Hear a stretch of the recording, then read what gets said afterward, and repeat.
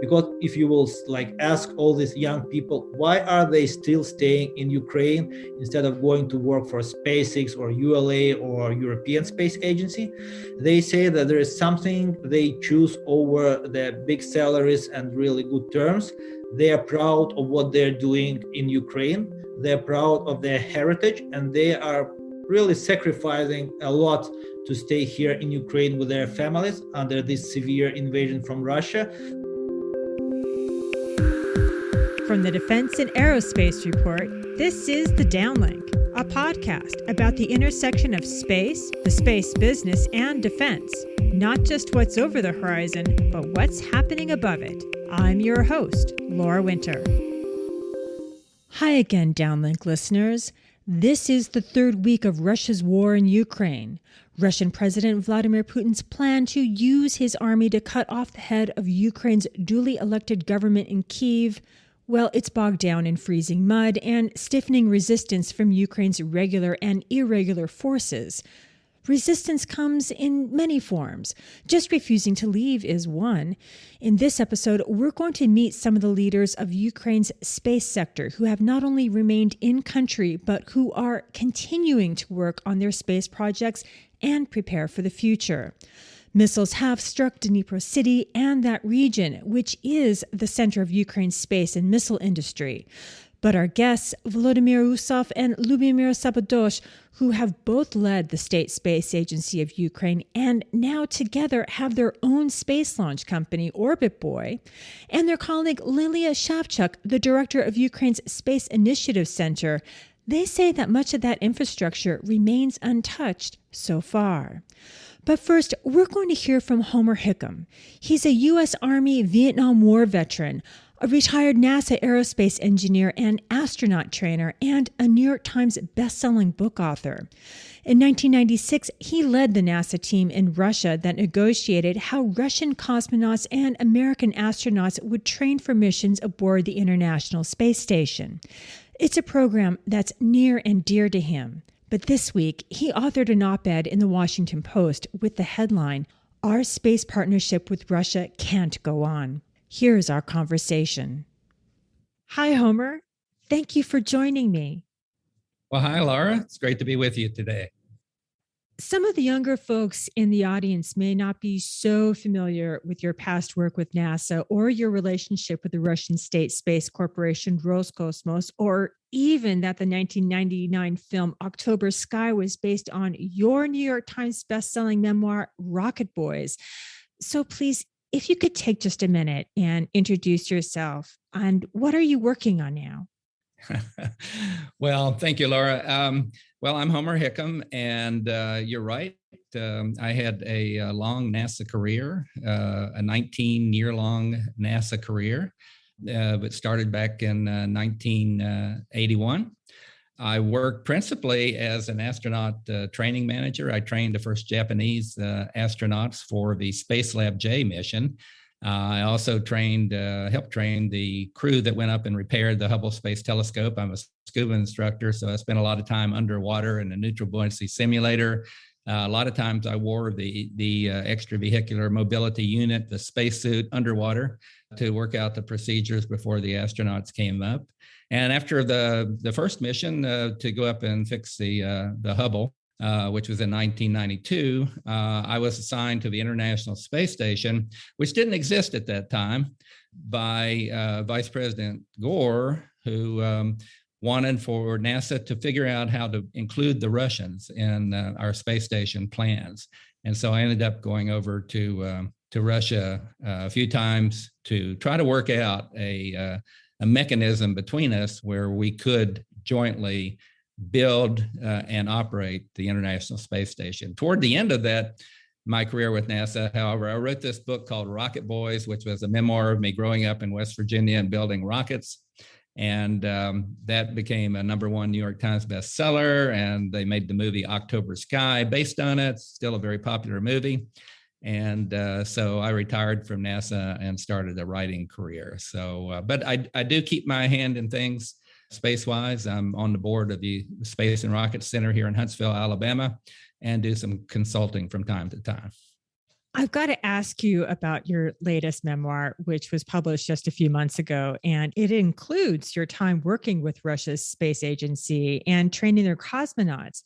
Now, how did you come up with the title, Don't Blow Yourself Up? Well, don't blow yourself up was my mom's advice from the very beginning of my rocket building career back in Coalwood, West Virginia. I was actually so impressed by the Sputnik 1, the first Earth satellite that the Russians put up, that I decided I wanted to be part of all this thing that was happening. And even though I was the coal mine superintendent's son there in this little mining town, I thought, I want to learn how to build a rocket. So at the kitchen table one night after Sputnik, I had told my parents and my older brother, who thought I was an idiot, of course, that I was going to build a rocket. And my dad ignored me. He was probably thinking about something that was going on up at the mine. And my brother just laughed. And but my mom took a long look at me and she said, well, don't blow yourself up, which I took as permission to build these rockets. And of course, the first thing I did was blow up her rose garden fence and her beautiful roses that she loved. But she didn't kill me for that. She just kept telling me not to blow myself up. So throughout the rest of my life, at college, where I built this giant cannon to fire after every football touchdown, and then later in Vietnam and beyond, my mom was constantly telling me, either don't blow yourself up, or didn't I tell you not to blow yourself up? So that's how I got the title. On a more serious matters, I reached out to you because this week in the March 9th edition, the Washington Post published your opinion piece that had the headline, Our Space Partnership with Russia Can't Go On. You are one of the fathers of the International Space Station. You were part of NASA's negotiating team. You've spent so much time at the Baikonur Cosmodrome with cosmonauts. Why did you write this piece, and why now? Well, of course, it was principally a reaction to this horrendous illegal war that's going on in Ukraine by the Russians, but also because of the rather continuous threats against the International Space Station by Dmitry Rogozhin, the head of the Russian Space Agency, or Roscosmos as it's called now, who keeps trying to use the Russian support of the International Space Station as a diplomatic lever against us. And so I felt like that I should put a shot across Mr. Rogozhin's bow and say, okay, let's take you up on your threat. Actually, you need the space station a lot more than we do. And so if you don't have the space station, you have absolutely nowhere to go. And he's been doing a lot of what my mom would call cutting off his nose to spite his face. And that is, he has refused to launch satellites for the Europeans, even after they paid him for it. He's pulling out of French Guiana from the launch facilities down there and basically destroying his commercial space sector. So we don't have to do much. It seems like to me he's going to do it all himself. But I just felt like that we ought to have a response to his threats to end the International Space Station. And that is that, well, all right, if you don't want to be here, we don't need you. And so I just, that's why I wrote that editorial.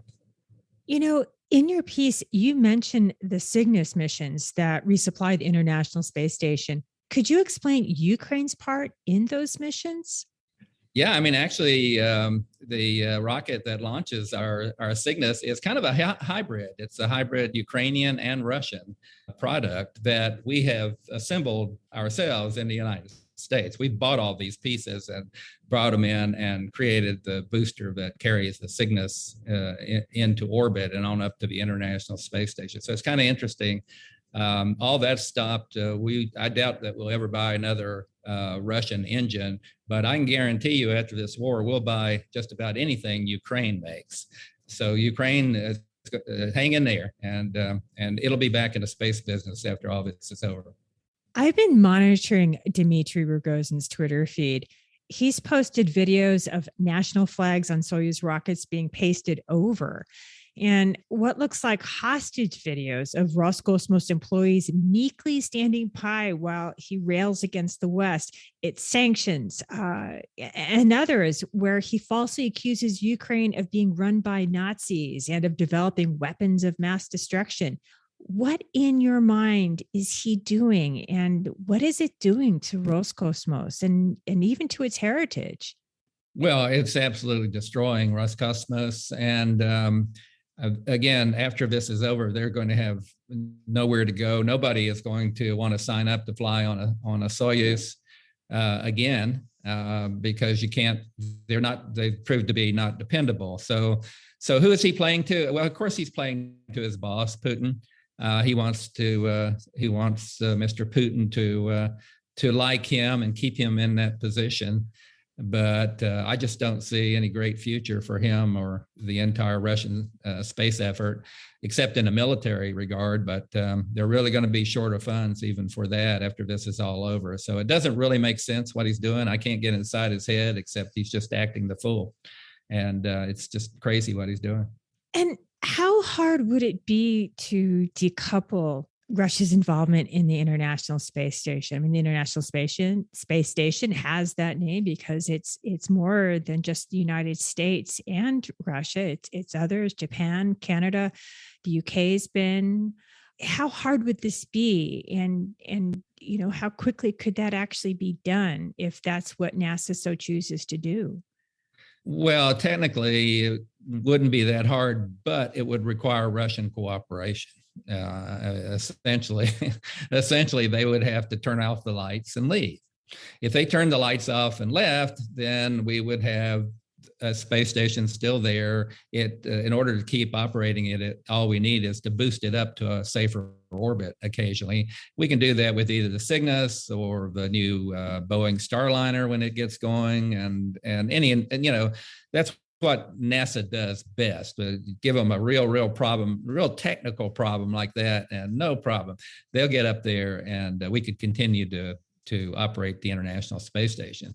But so technically it's feasible, but politically it would be really, really difficult because we do have an agreement. We have two agreements, actually, two memos of understanding between us and the Russians. We have one that's directly between NASA and the Russian Space Agency on how we will operate the station together.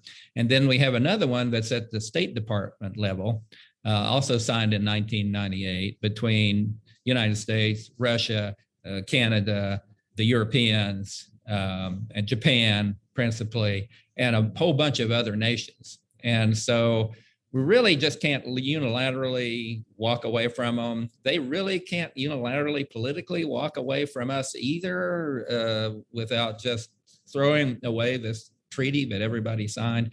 So my idea, if we're going, it's really, I don't really foresee the Russians leaving the space station. It's just too valuable for them to do it unless they're just really, really crazy over there.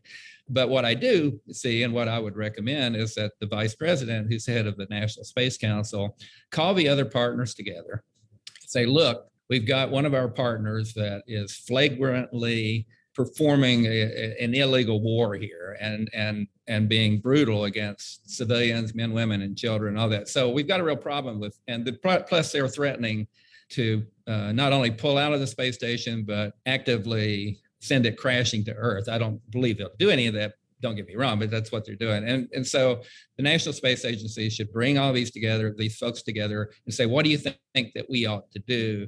And then probably what would come out of that is that we would come up with a way to keep the space station operating and invite the Russians to leave. And that essentially, that's a diplomatic lever that we would pull. And that hopefully would be just one more diplomatic lever to maybe bring the Russians back to their senses that this whole thing with all the sanctions and everything is just not worth continuing this brutal war. You have personally worked with cosmonauts and astronauts of many countries. How hard is it for astronauts and the cosmonauts that are currently on the International Space Station to cope with what's going on the ground? I'd imagine they already actually have probably pretty good relationships up there. I mean, it is person to person. But how hard is it for them to cope with what's happening on the ground and what various governments are doing while they're in orbit? Yeah, I mean, most of the cosmonauts and astronauts know each other very, very well. One of the requirements for flying to the International Space Station was that all American astronauts should learn how to speak Russian, and the Russians all learn how to speak English. And so there's time spent by almost every astronaut that goes up to the space station in Russia. And so you get to know, and this was the whole idea really behind the International Space Station, was to develop these relationships, but personal relationships between the people that were on both sides during the Cold War. And you get to know the families, and you go out to dinner with them and the children and all that. And so, I mean, actually, I think that American astronauts and Russian cosmonauts would die for each other. That's how much they like each other, or have developed this relationship. So it's very, very difficult, I'm sure, for them. But and I think that should continue. That relationship should continue. My concern, though, is that the optics right now of Russian cosmonauts and American astronauts and European astronauts and Japanese astronauts, smiling and laughing and that kind of thing should probably not happen right now. That's only to the Russian advantage, and to make things look normal, when in fact things are very, very abnormal. And so we have to be careful right now about the optics of the meet and greet on the space station. And I'm sorry that it's come to this, but that's where we are. You can't be involved in space without having a certain measure of optimism. Do you think that it's possible that we could work with the Russians in space in the future? Well, I guess anything is possible. If they overthrew the Putin government and put in a democratically elected leadership that reached out to the West, then yes, I think that would be possible. But if we continue down this same road, no, I don't think it is. There's just no benefit for the West to do that. We might as well let the Russian space effort die on the vine, because that's what's going to happen if they don't reach out to us. And it's sad. And of course, they have a very proud space history. The first satellite, the first human in space, all kinds of firsts. First lander on the moon and on Venus. But they're still working with really, really old technology. It's good. I mean, they make great engines and so on, but we're making better now. We don't really need them. So no, I don't foresee it unless there's a complete change in the government over in Russia. Homer, thank you so much for your time and for joining me. Well, thank you, Laura, for having me. I appreciate it. On Twitter, you can check out Rogozin's latest veiled threat, which he tweeted out on Saturday, March 12th. In Ukraine, there's no doubt Russia's war has impacted that nation's space sector, but my next three guests have a message. They're still standing and still working. Hi, Volodymyr, Lyubomyr, and Liliya. It's really an honor to have you on the podcast. Hello. Some in the international space community, especially in Europe, already know you, but it would be great for my audience if you guys could take this moment to introduce yourselves, your background in space and what you're doing now. Great, thanks. Let me start, Laura. So I'm a former chairman of Space Agency of Ukraine, and also the member of the International Academy of Astronautics and the co-founder of the Orbit Boy company. We're working now on developing an air launch system to enable autonomous access to space to Europe from the territory of European continent. And we have our R&D facilities and our technology based in Ukraine. And we're trying to bring that technology to European nations and also to the United States. And we'll be happy to share what's happening right now in the space industry in Ukraine and how this terrible invasion impacts our enterprises and people who are working there. So thanks for having us here today. Hello, Laura, once more. I'm Lyubomyr Sabadosh, former chairman of Space Agency of Ukraine. Also, I'm co-founder of Orbit Boy company, United Kingdom.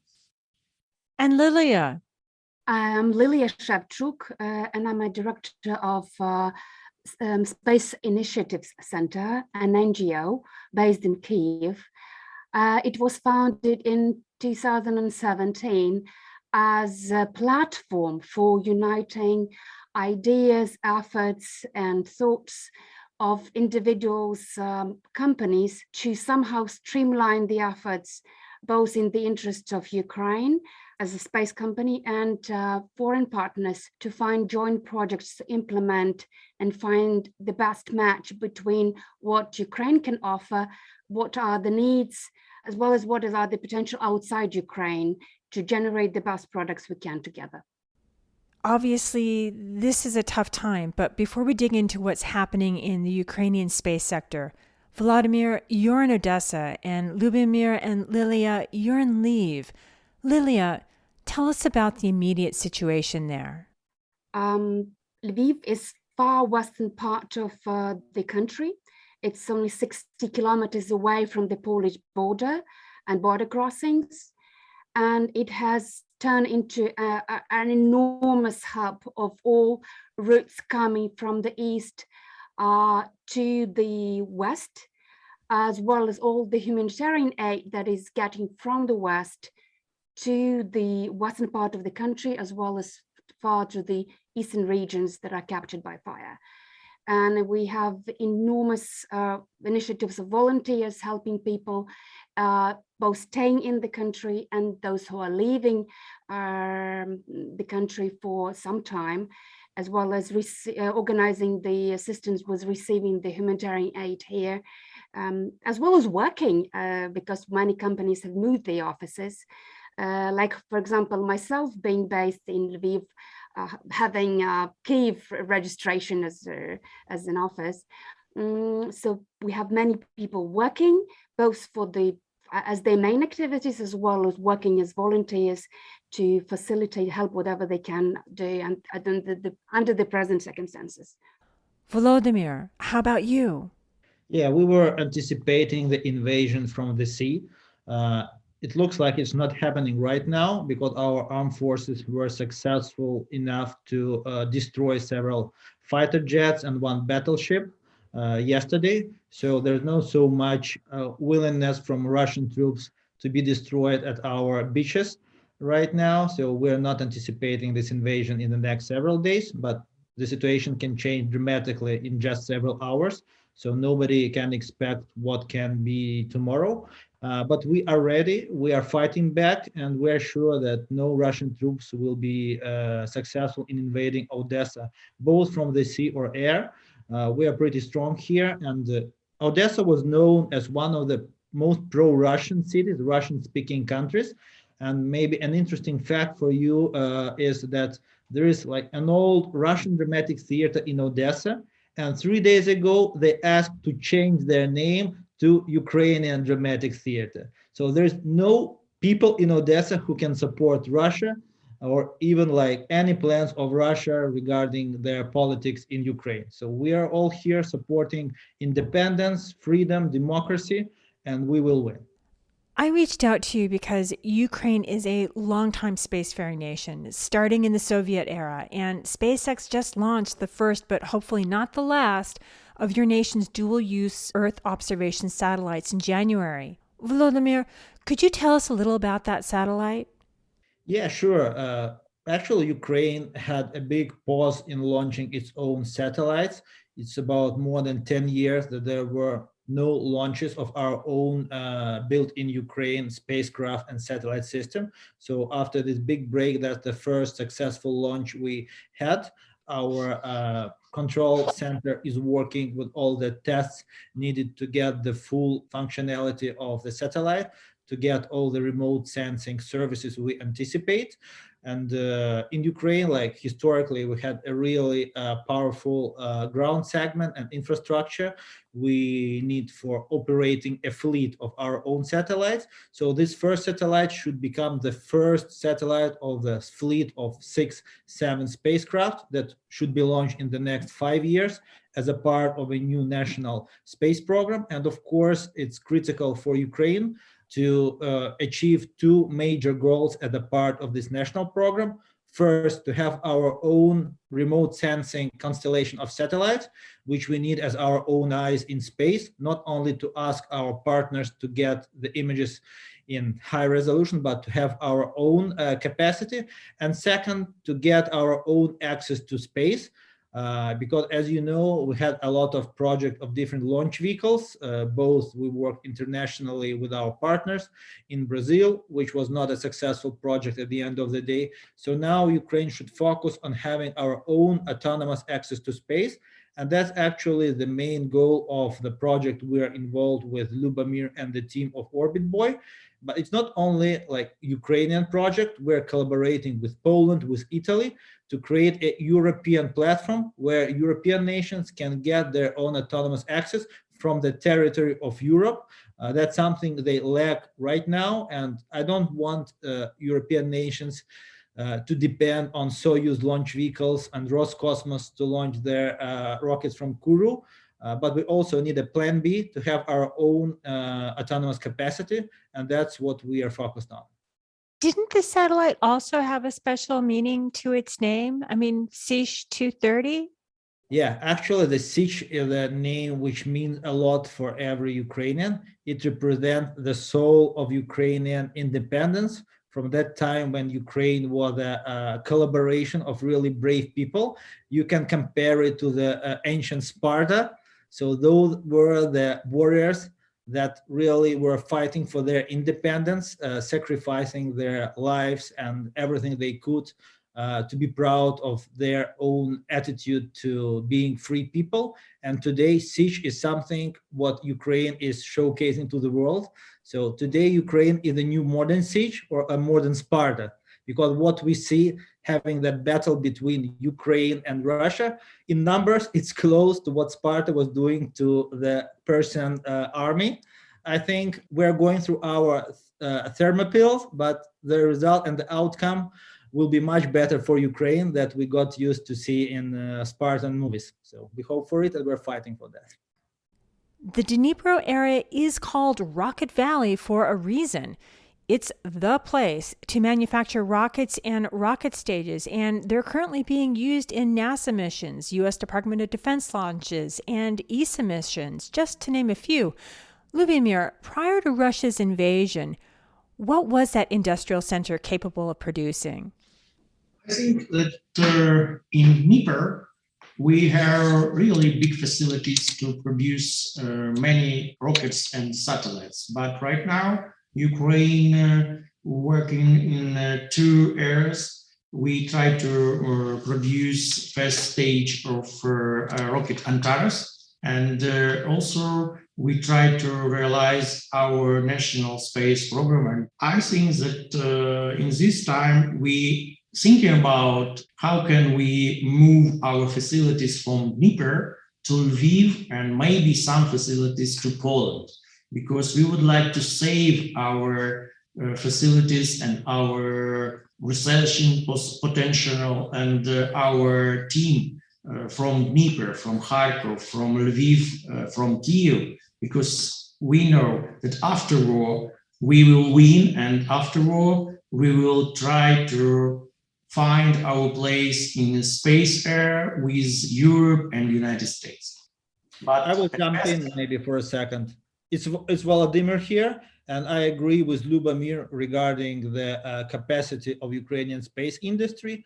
It's mostly located in a triangle between Dnipro, Kharkiv, and Kiev, and Yuzhmash as like the main production facility for rocketry in Ukraine. It's quite a unique enterprise. It's still the biggest rocket factory in the world, which was used to manufacture about 100 launch vehicles and missiles per year, which is close now to the like global annual market we see in 2022 and 2021. Unfortunately, Ukraine does not have so much demand to support the enterprise with internal projects. That's why our vision and our mission, like chairman of space agency, both Lyubomyr and me, was to create an international collaborations and joint ventures in order to create more demand for Yuzhmash and other Ukrainian enterprises. For now, we see there are no damage from Russian attacks directly to Yuzhmash and other key enterprises in Dnipro. And I think that's for a reason, because somehow Russians think that they can take over those enterprises and to integrate them into the Roscosmos ecosystem. But I'm sure this won't happen. And Yuzhmash will be an independent Ukrainian state enterprise. And we will be happy to integrate it to as much new projects in collaboration with the United States and Europe as possible. My personal position was trying to cut Russia from every international collaboration possible. You know that they're working with Soyuz launch vehicle and the European Space Agency and Arianespace. In Ukraine, we have a beautiful lineup of really cutting-edge launch vehicles, and we are open to replace Soyuz vehicle by new launch vehicles manufactured in Ukraine, but in collaboration with our partners in Europe and United States.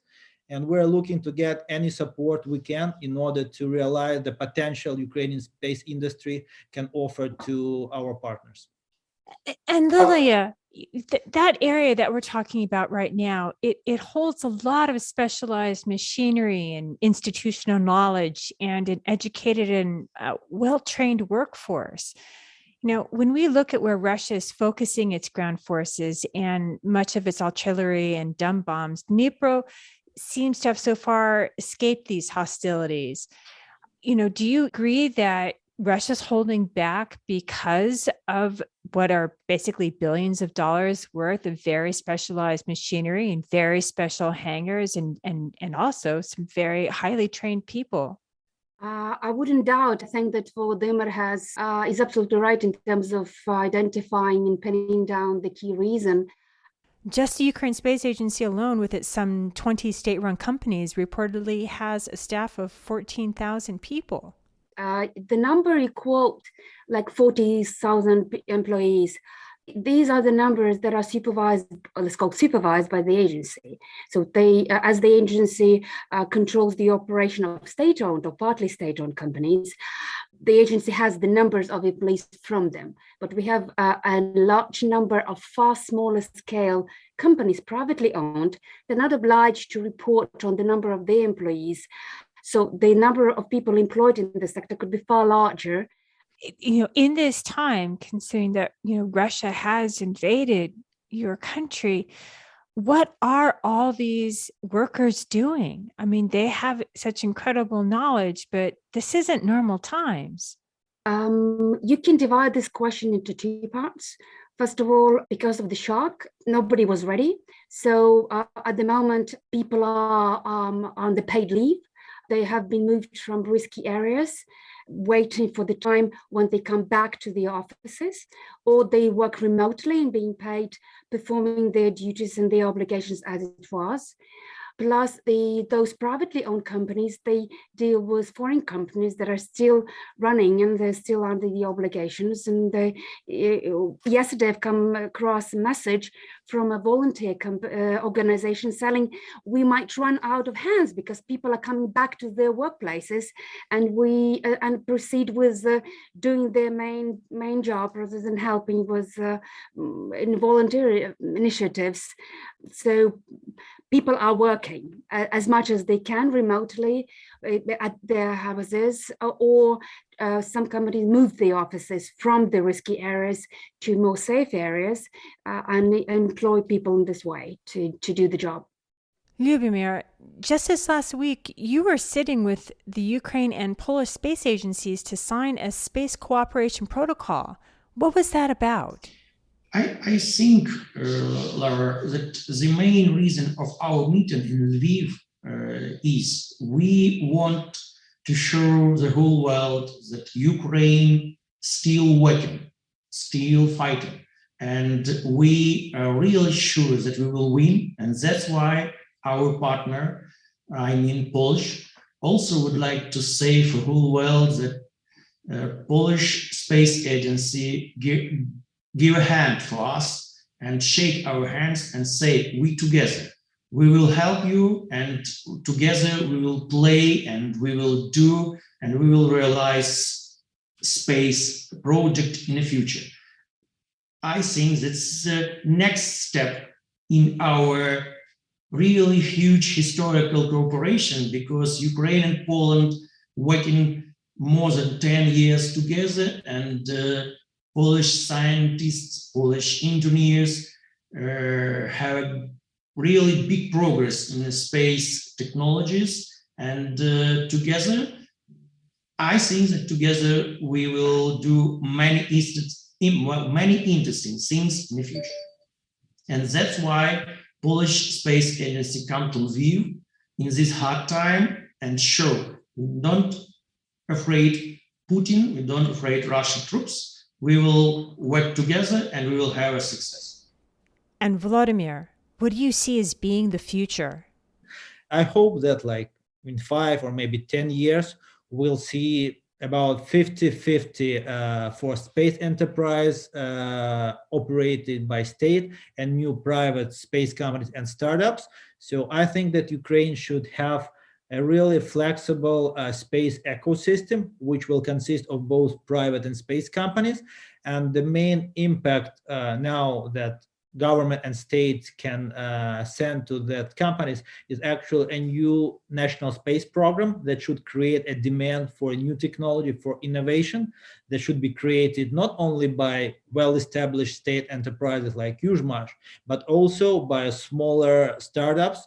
And if there would be such a signal from the state to a new startups, I think we will see tens or maybe hundreds of new companies with talented people who wouldn't leave Ukraine and look for well-paid jobs in the US or Europe, but they will focus on something they can do and they can achieve in Ukraine. Because if you will like ask all these young people, why are they still staying in Ukraine instead of going to work for SpaceX or ULA or European Space Agency, they say that there is something they choose over the big salaries and really good terms. They are proud of what they're doing in Ukraine. They're proud of their heritage, and they are really sacrificing a lot to stay here in Ukraine with their families under this severe invasion from Russia. The only thing they need to receive is a signal from the state that they are needed here, that they will be supported here, and they will be a part of something bigger than their own small company, that there would be a big space ecosystem they will be a proud part of. And I think now, after all this really complicated challenges Ukraine is facing right now, we will finally come stronger, and Ukraine will have their own space ecosystem that will be integrated into the global space ecosystem. Because, there are closed industries like in China, in Russia, and Ukraine is one of few nations which is still willing to share their knowledge, to share their technology with their partners in the West world. And I think Ukraine already earned to be a part of this Western space ecosystem. We're a reliable partner to European and US companies since 1993. We joined Artemis Accords that say that we're sharing all the principles of peaceful space exploration, and we're looking to be a reliable partner in future. Volodymyr, Lyubomyr, Liliya, thank you so much for making the time to speak with me today. Thanks, Laura. Thank you very much, Laura, for inviting us to talk. And everybody, please stay safe. We will win. Freedom We will win. Slava Ukraini. Героям слава! Героям слава. That's it for this week. For the latest defense news and analysis, listen to the Defense and Aerospace Report's daily podcast hosted by Vago Muradian. And to stay abreast of what's happening in the maritime domain, check out Cavas Ships. The Downlink podcast is available on iTunes, iHeart, Spotify, Stitcher, SoundCloud, and Google Podcasts. I'm Laura Winter, and thank you for listening.